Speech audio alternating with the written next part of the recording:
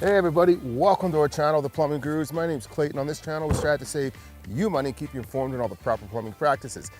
As you can probably tell, my truck and trailer is a complete mess. We live in Calgary. Weather goes from like -30 to +10.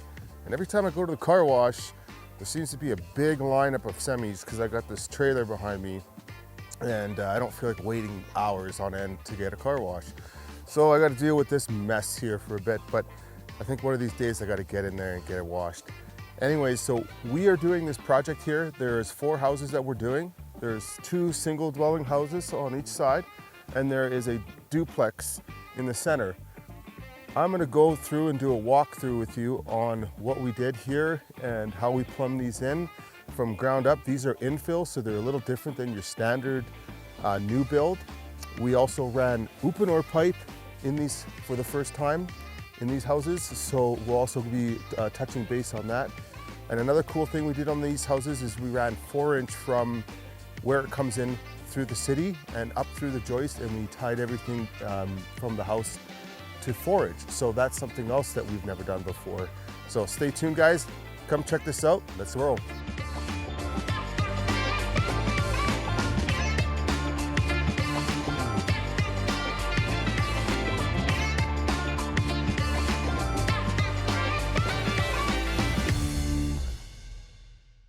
All right, so we're on the top floor of the duplex section on this build here. We're gonna be discussing the process of the plumbing that we've done. We're gonna start with the vent. So when we're roughing in a house, what we always start with is we go, okay, vents in the basement, where are they located? Vents on the main floor that we need, where are those located? And by that I mean, is there a sink? Is there a bathroom group, etc.? I'm sure you guys understand what I'm talking about. So from there, we'll start planning the top floor and start working our way down for our vents. First thing we start with is our 3-inch stack. So in this area here, we started our 3-inch stack right in this 2x6 wall that they left us. A 2x4 wall won't be big enough for 3-inch fittings, so make sure you have a 2x6 wall that you're gonna start with. So we just ran our stack straight up. You can see there's no offsets, bends. You don't have to run 3-inch through the rafters. It's just straight up. In the basement, this is a slab on grade, or sorry, this is a infill. So the surfaces, I'll show you in the basement, the surfaces come in above the concrete floor. So we have a lift station in the basement that's catching the basement and pumping it into the service. I'll show you guys that. So this is why we have a 2-inch vent branching off our 3-inch stack at the top there, our vent stack. So this here runs 2-inch. This is to vent our lift station in the basement.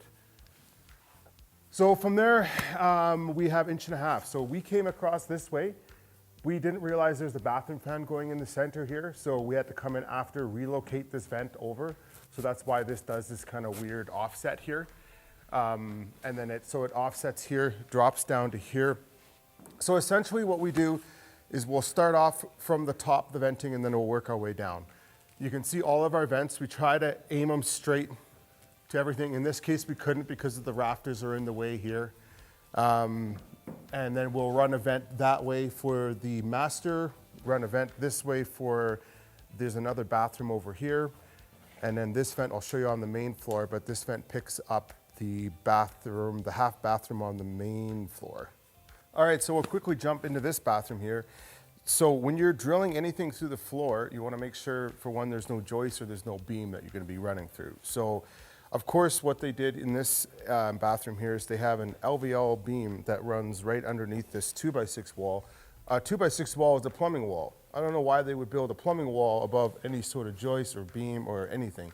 Usually all these walls below her are in the center of a joist space. Boggles my mind, but these are the things you have to deal with, and these are the things you have to check. You just don't automatically start drilling holes. So what we have here is we have a sink, toilet, and a shower. I'm gonna dive a little bit into this. I'm not gonna go too into depth. We just set our shower to whatever the builder wanted us to set it to. Our shower drain, we don't glue them in. So this here can come right out. This is for the guys doing the shower base, so they can tie in all their stuff and we don't have to come back and glue or connect the shower drain. They deal with all that.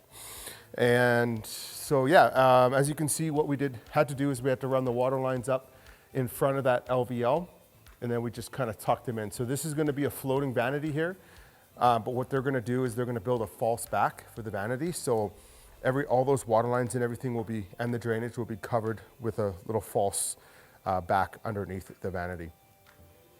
Pretty basic. We just come down here with 1.5 inches. This goes to 2 inch, which is going to be wet venting our our shower and our toilet. And we just came up in 3/4 inch Uponor PEX and just teed off and ran our lines up. One thing we like to always do is we always run our hot on top and we run our cold on the bottom. That's just something we started doing years ago, and it's if you're roughing in a house, you're never guessing which is hot, which is cold. You always know the top is the hot, cold is the bottom. And if you got somebody new or you're training somebody and they're doing something and they're like, oh, which one is hot, which one is cold? It's like, dude, you should know. Top is always hot, bottom's always cold. And if you always follow that, usually you won't cross any water lines or have a water line, the cold on top, and mistake it for a hot, right? Always keep your hots on top is what we do. All right, so we're back in this bathroom where the stack was dropped down. So what we have is we have the stack, the sink runs over, so the stack is venting the sink here. Just ran our water lines up. Toilet is here. I'll show you guys downstairs, but this stack is venting the toilet and the bathtub, as long as the sink. The bathtub installation is here, pretty standard, nothing too fancy. I think the only thing left we have to do here is foam the bathtubs. And this side is all completed. Same valve, this valve, as you can see, it came with PEX. So we had to go to a PEX to Uponor, which we told them it doesn't cover the warranty for the Uponor, but they're aware of that. They're all okay. And we like to bring out our tub spouts with a thread, so with a nipple. The reason for that is if we come out in copper and it is a MIP with the copper, it's a lot harder to adapt. Where in this case, I can show you guys what we do on another video when it comes time to finish, if it is a copper outlet for the tub filler. All right, so we're in the laundry room right now. So what they have here is they have stackable washer and dryers. So this had a little bit of planning here. We actually had to add a sink. They, of course, changes, they added a sink for us. So originally we had just the laundry coming up. Add a sink, so we had to revamp the plumbing. We ended up just bringing 1 2-inch up and TYing over for the laundry and then just coming above for the laundry sink. So here in Alberta, we're allowed to wet vent a laundry through a sink. So I don't know, I know some people aren't allowed in different provinces, or maybe you're watching from somewhere else that's not allowed to do this, but here in Alberta, we're allowed to do this. So what we have, pretty basic, just our laundries are going here, and then right beside it is gonna be a laundry sink. Yeah, pretty basic, nothing too crazy here. Let's jump into the master. All right, let's jump into the master bathroom. So here we have 2 sinks, pretty self-explanatory. I'll show you downstairs. It's kind of strange how we have the water lines pushed to one side, drainage on the other side, but I'll show you guys why we did that, and that's gonna be downstairs. We had to change these sinks. You notice there's a couple extra holes on the floor. Of course, we had them plumbed in, everything was finished, and then they're like, oh, actually everything's changed. So here we are, it's a changing world, right? So we run our vents down. I like to strap them so that there's very minimal play in the vent.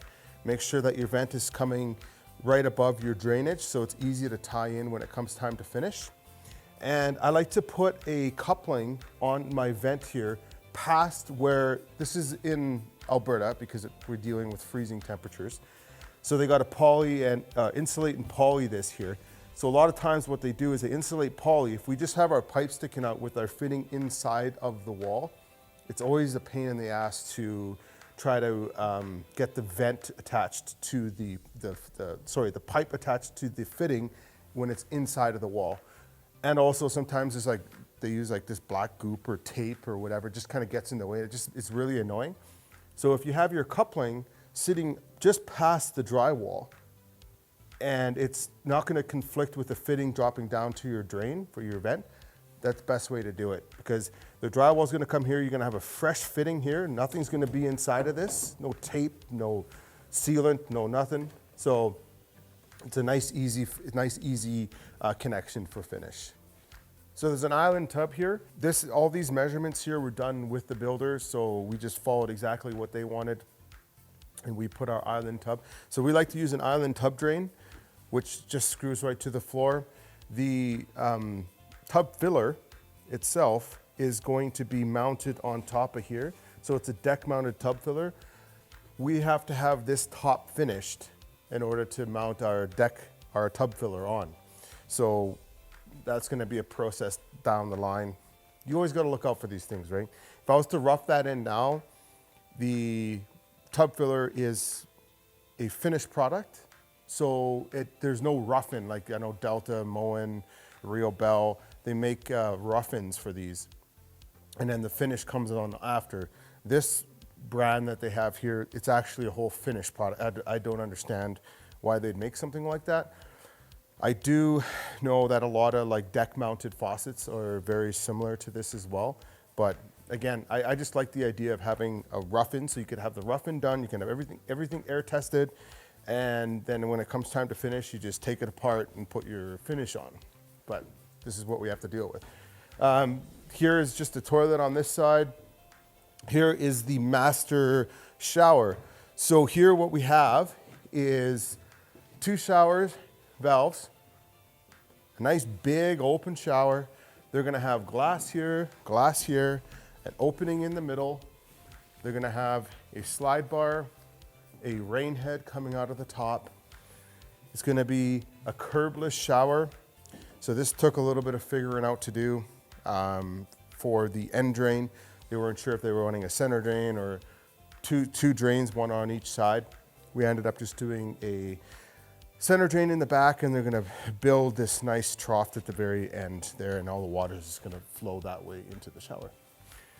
Showers are Growy valves. Uponor fittings tied right in to the valves. We used the Uponor MIPs onto there. Pretty standard, guys, nothing really crazy to talk about.